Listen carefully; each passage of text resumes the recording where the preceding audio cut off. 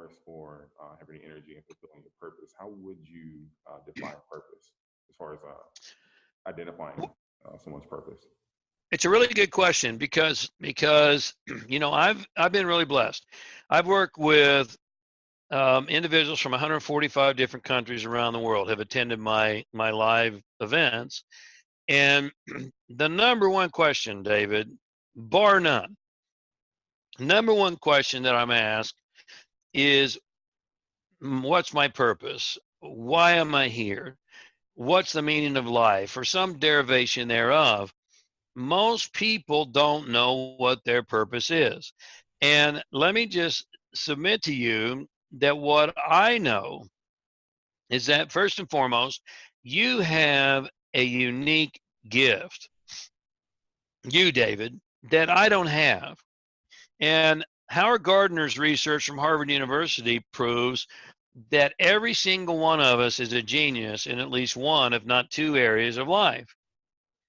And yet our traditional school systems have miserably failed us because they have not encouraged you to find what I call your unique genius. They've not encouraged you to explore your unique gifts. And so we set off on the wrong path to begin with. I work with clients one-on-one on a limited basis because it's very time consuming.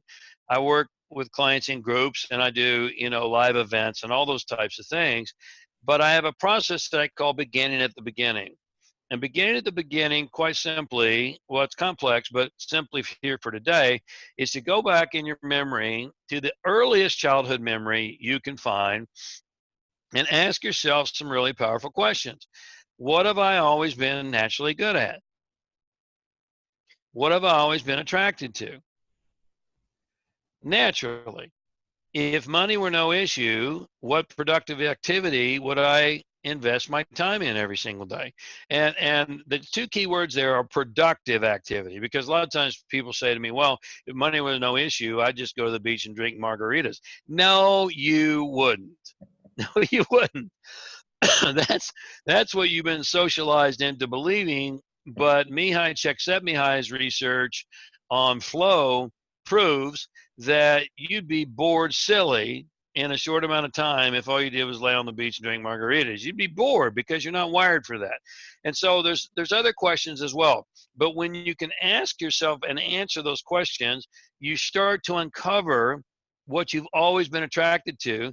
I believe God or spirit or universal intelligence has given you a unique gift, and you have a unique purpose.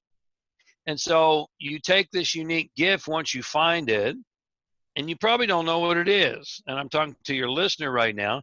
You probably don't know what it is, and it's not your fault, but it is your responsibility.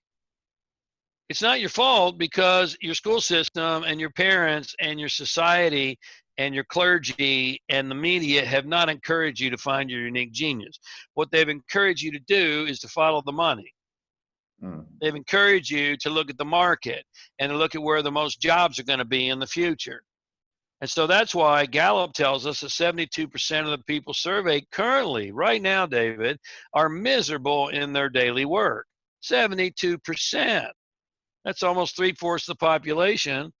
And again, I'd submit to you, those are only the ones being honest, because they've followed the money, they've followed the market, they've gone where the jobs are, and then they get there and they're like, oh my God, I've sold my soul for a paycheck or for money, and I've lost my meaning. There's no meaning here. So when you find your unique genius, then you take that and you say, okay, how am I going to develop that into mastery? And mastery is where the rubber meets the road. Now mastery is it takes everything you have. Albert Einstein said mastery takes every single thing we have. And that's why most people don't do it. And so, but you look at a Kobe Bryant, or you look at a Tiger Woods, or you look at, a Steve Jobs, or name the name, Elon Musk. I mean, they're committed to mastery and to mastering their unique gifts and to doing what they're here to do. If you don't know what your unique genius is, then you're not going to find your purpose, because your unique genius is what you're going to use to actualize your purpose in this lifetime. Do you follow me? I do. And so first we find our unique genius. Then let's talk about purpose for a second. Because purpose has two components. You have a spiritual purpose and you have a physical purpose. Mm-hmm. And every single one of us has both, because you're a spiritual being living in a physical experience. You're a spiritual being. The essence of who you are is not this meat suit that we're running around in. That's just the car we're driving. You know, you are not your physical body any more than you are the car that you drive to the grocery store. You're the driver of the car, and you're the driver of the body to an extent. I could spin off into that one for days, but I won't. But because sometimes we're so asleep at the wheel that we're not really even driving the body. But nonetheless, you know, you have a spiritual purpose, you have a physical purpose. Your spiritual purpose, David, is the same as mine, and that's to wake up. And every single one of your listeners, your spiritual purpose is to wake up, is to remember who you really are. And you're not your house, your car, your body, your business, your bank account. You're so much more than that. You are so much more than that. And you have God-given potential to have dominion in this physical world. But unless and until you have dominion in your inner world, you'll never actualize it in the physical world.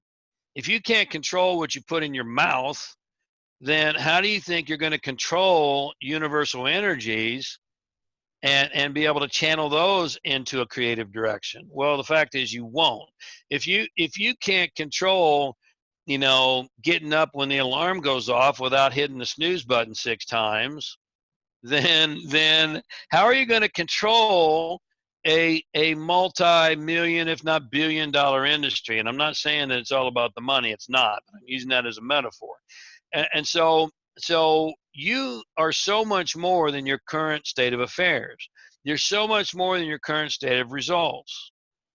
Your current state of affairs and your current state of results are nothing more than a residual outcome of who you used to be. The thoughts, feelings, actions of the past.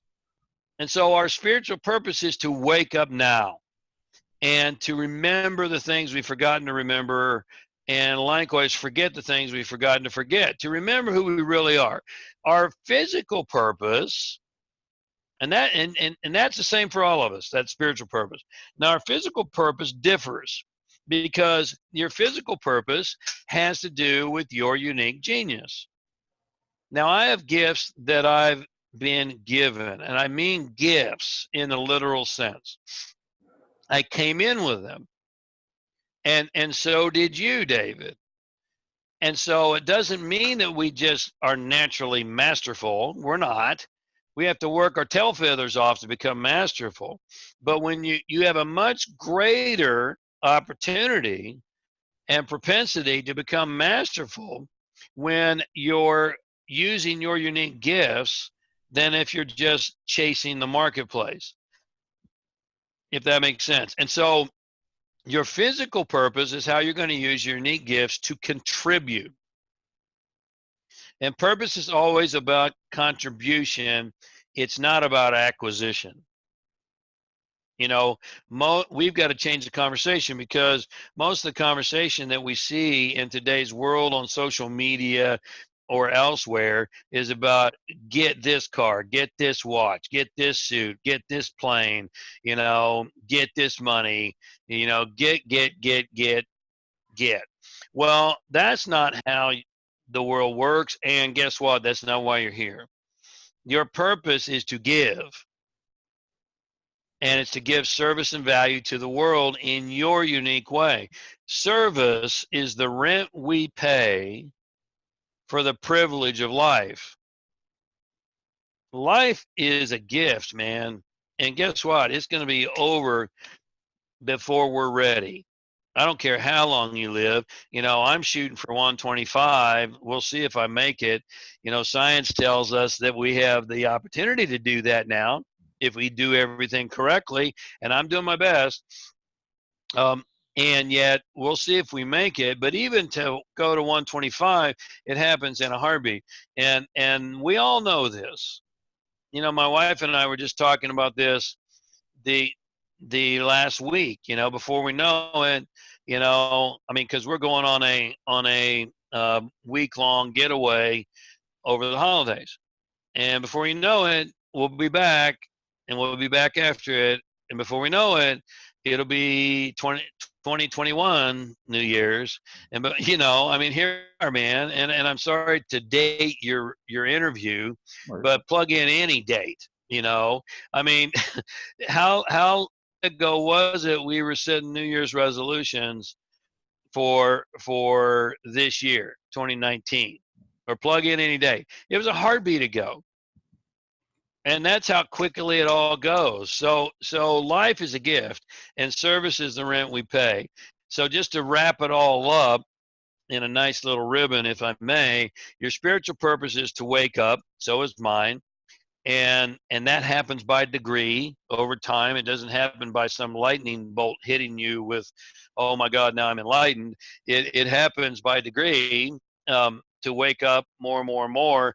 And your physical purpose then is how I'm going to use my unique gifts developed into a masterful way to contribute and give back and provide value to the world.